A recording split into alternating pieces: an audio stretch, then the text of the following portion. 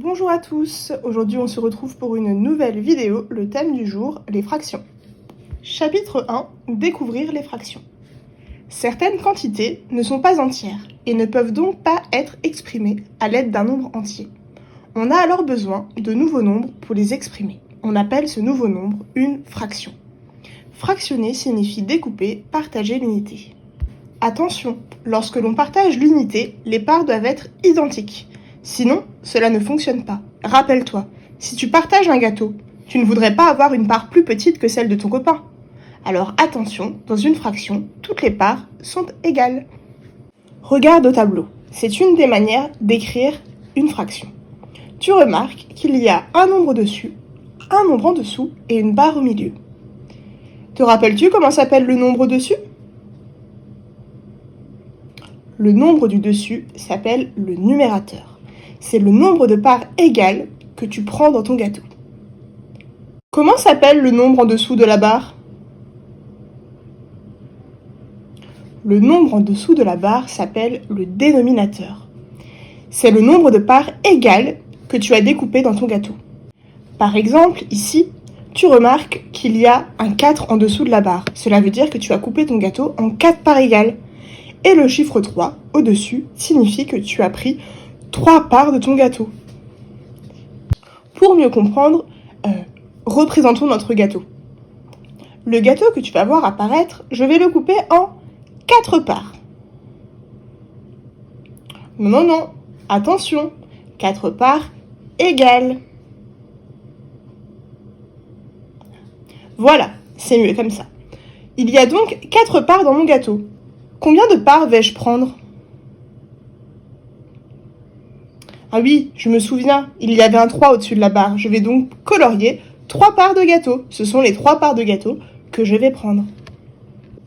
Et regarde, si mon gâteau est carré, je peux faire exactement la même chose. Je coupe mon carré en 4 et je prends 3 parts de mon gâteau. Carré, rond, peu importe la forme, tant que les parts sont égales. La fraction dont on vient de parler et que l'on vient de représenter se lit 3/4. Mais attention, toutes les fractions ne se lisent pas comme ça. Il y en a des plus simples. Viens, je te montre. Pour lire une fraction, généralement, on lit le numérateur, puis le dénominateur, en lui ajoutant le suffixe im. Regarde la fraction qui s'affiche. 4 est le numérateur, 7 est le dénominateur. Cette fraction se lit donc 4 septièmes. Pour vérifier que tu as bien compris, c'est à ton tour. Alors, comment se lit cette fraction ? 6 huitièmes. Et maintenant, celle-ci ?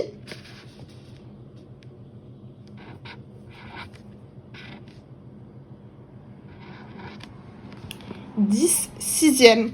Et pour terminer, la suivante.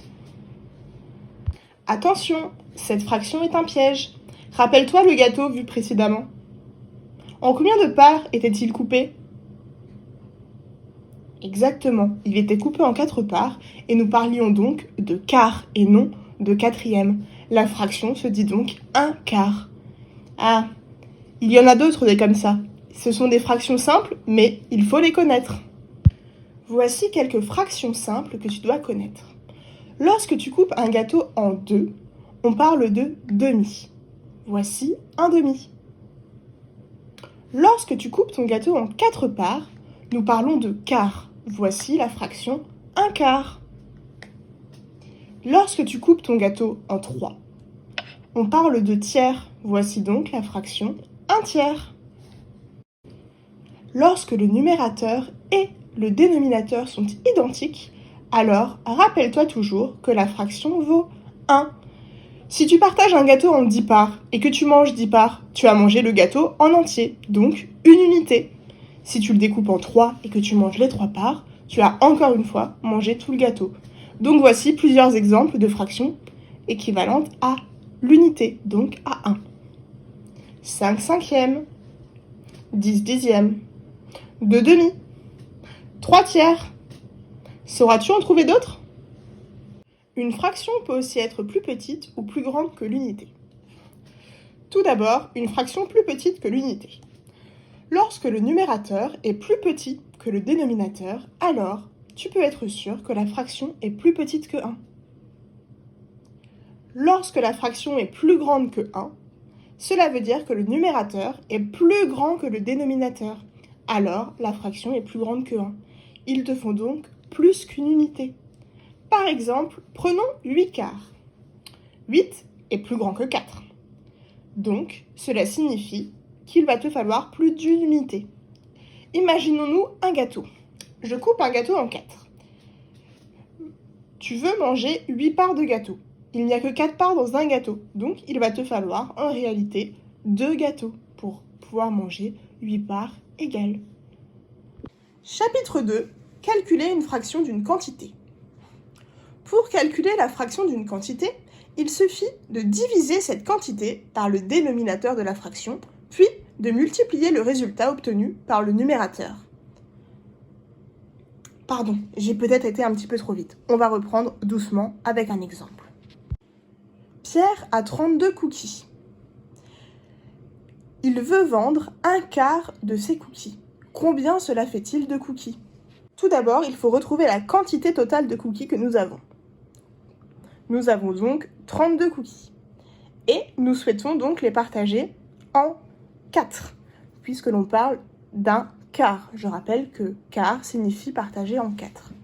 Donc, nous voulons partager 32 cookies en 4 groupes égaux. Je vais donc diviser la quantité, donc 32, par le dénominateur de la fraction 4. Je vais donc faire le calcul 32 divisé par 4. J'obtiens 8. Mais attention, 8 n'est peut-être pas la solution. On va vérifier ensemble. Il y a une seconde étape. Il faut multiplier le résultat obtenu, donc 8, par le numérateur. Quel est le numérateur de la fraction 1 quart? Tu as raison, c'est le 1. Donc 8 fois 1 fait bien 8. 1 quart de 32 cookies, c'est bien 8 cookies. Je répète donc la technique.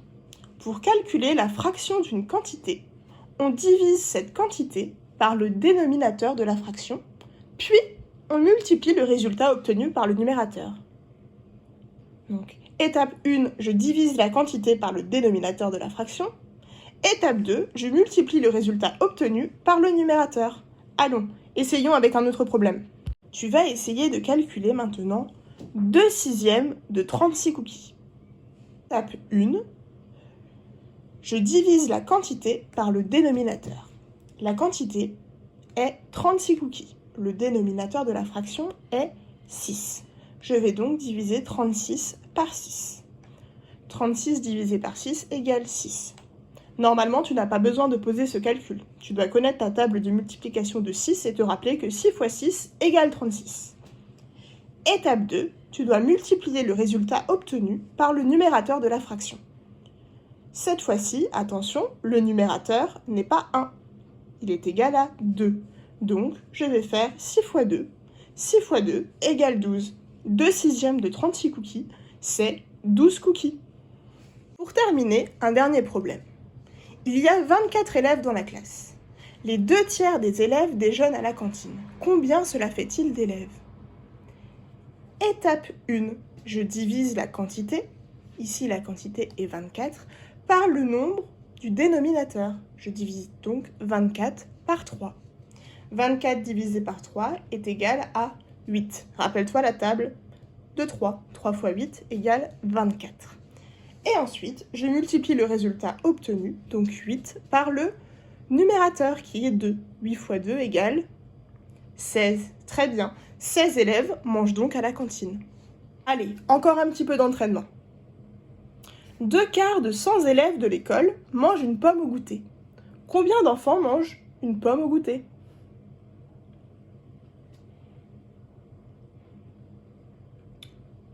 Je te laisse observer le corrigé au tableau.